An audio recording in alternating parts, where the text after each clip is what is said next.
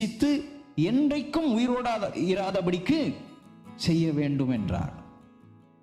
அவன் அதை பறித்து புசித்தரக்கூடாது, அவன் செய்யக்கூடாது, அவன் அதை செய்யக்கூடாது. அதை பறித்து புசித்துட்டானா என்றென்றைக்கும் அவன் இப்படிதான் இருந்துருவான். அவன் கடவுளோடு தொடர்பு கொள்ள முடியவே முடியாது. இந்த வாழ்க்கை முடிவே இல்லாம போயிடும். இதை சரிப்படுத்தவே முடியாம போயிடும். இதை நல்வாழ்வு படுத்தவே முடியாம போயிடும். அதுக்காகத்தான் 24ஆம் வசனம் சொல்லுது, அவர் மனுஷனை கட்டாயமாக அனுப்பிவிட்டார், துரத்தி விட்டார்.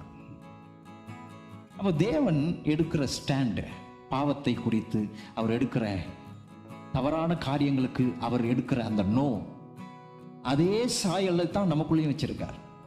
நீங்க கூட தைரியமா சொல்லலாம். நீங்க நோ சொல்லும் போது உங்க யாருன்னா தப்பா நினைப்பாங்களா நினைக்காதீங்க. நீங்க நோ சொன்னீங்கன்னா அது நீங்க தேவனோய் போல இருக்கிறீர்கள் என்பதை காட்டுகிறது.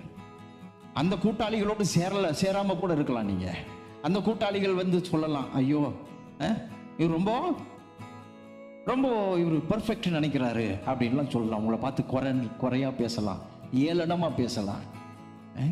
நீங்க ஒரு யூனிக் தனித்தன்மையா காண்பிக்கப்படலாம். அவங்கள மாதிரி நீங்க இல்லை, அவங்கள மாதிரி நீங்க செய்யலை, அவங்கள மாதிரி நீங்க பேசலை, அவங்கள மாதிரி நீங்க வாழலைன்றதுக்காக நீங்க